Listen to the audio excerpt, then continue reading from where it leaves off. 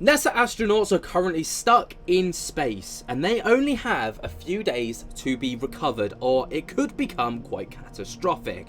Now, the NASA astronauts are actually stuck in space after years of commercial stumbles, and here's 6 facts to get you guys caught up to speed with everything going on regarding this case. Now, the entire thing is absolutely mind-boggling. I've been following it for the past few days, not many updates, but of course, surprise, surprise, the company that they got stranded on, or the company that created the craft that they got stranded on, was Boeing. Who would have thought it?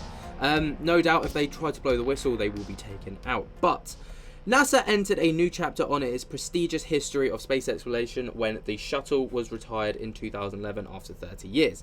The space agency relied on Russia to get the US cargo and astronauts into International Space Station, the ISS, which cost around $90 million per astronaut for a round trip. Under former President Obama, NASA turned its private US companies to create spacecraft in a less reliant and geopolitical advisory.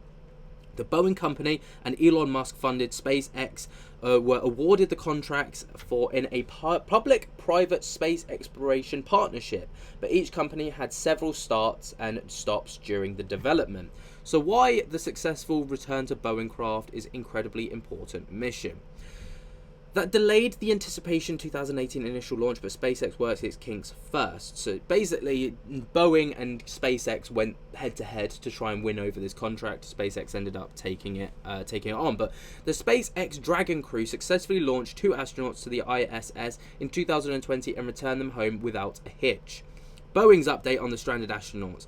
Boeing Starliner spacecraft, which made it an inaugural human-manned launch June 5th, but a series of issues in space delayed the astronauts' homecoming. Astronauts Suni Williams and Butch Wilmore, who were aboard the Starliner, remain at the ISS for the foreseeable future as engineers fix the helium leaks and thrusters issues before bringing them back to Earth.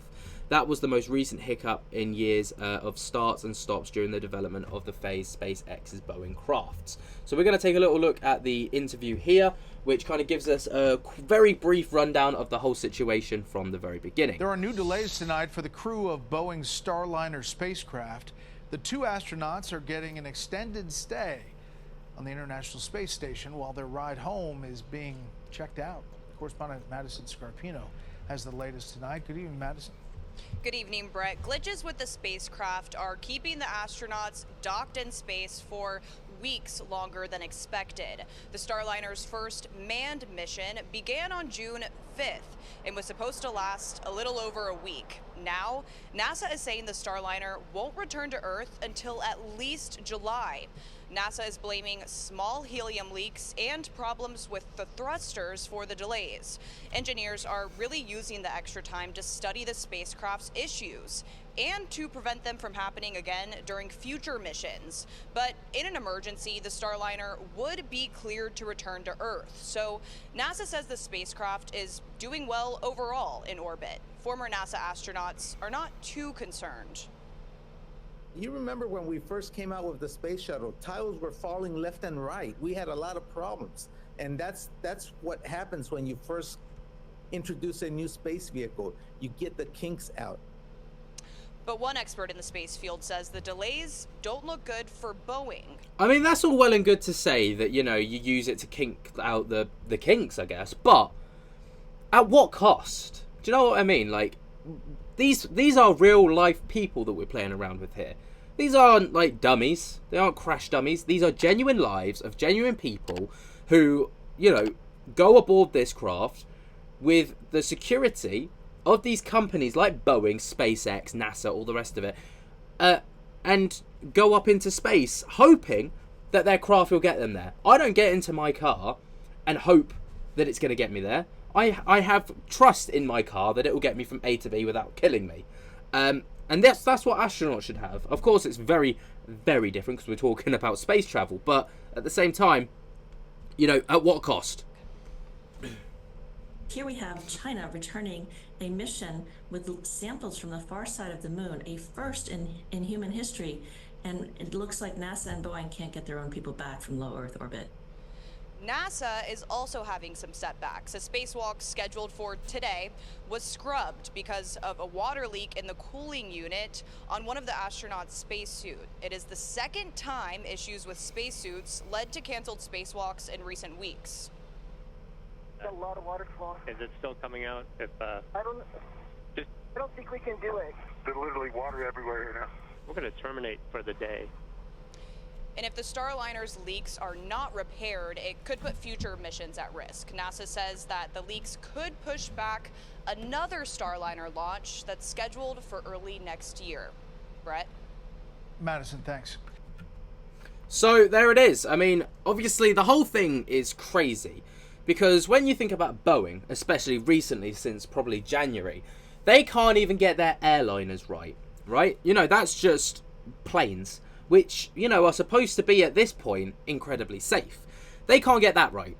And there's obviously the whole controversy around the whistleblowers being found dead. I've covered that very frequently over on my other YouTube channels, Laney and Ben and Simply Said. But, you know, the whistleblowers blew the whistle because Boeing were using subpar parts to try and pump out the airliners as quickly as they could to meet demand. And they were getting parts out of bins. When the overall Federation for like airspace, you know, avionics came around, and they were like, nope, these parts aren't good enough, you're going to have to scrap all of those.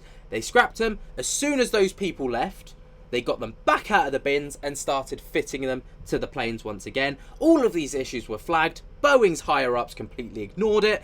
And then we've got all of these issues with these airliners. And then when people have the balls to come out and talk about it, they wind up dead. And obviously with Boeing being in a race against SpaceX, which of course are one of the newer kids on the block, they want that contract. It's a multi-billion-dollar deal. So of course they want that contract. So I wouldn't be surprised if they were doing exactly what they were doing with their airliners, in which they were just throwing out as much as they can, just chucking shit at a wall, seeing what sticks in the hopes that it'll work, just to try and get that contract first. Now, obviously, the whole situation it's gone tits up for them. They really have, you know, ballsed it up. Obviously, with now them not being able to get astronauts back home. But here are 6 facts to get you kind of up to speed. So SpaceX and Boeing's spacecraft were developed under NASA's Commercial Crew Program after the shuttle was retired.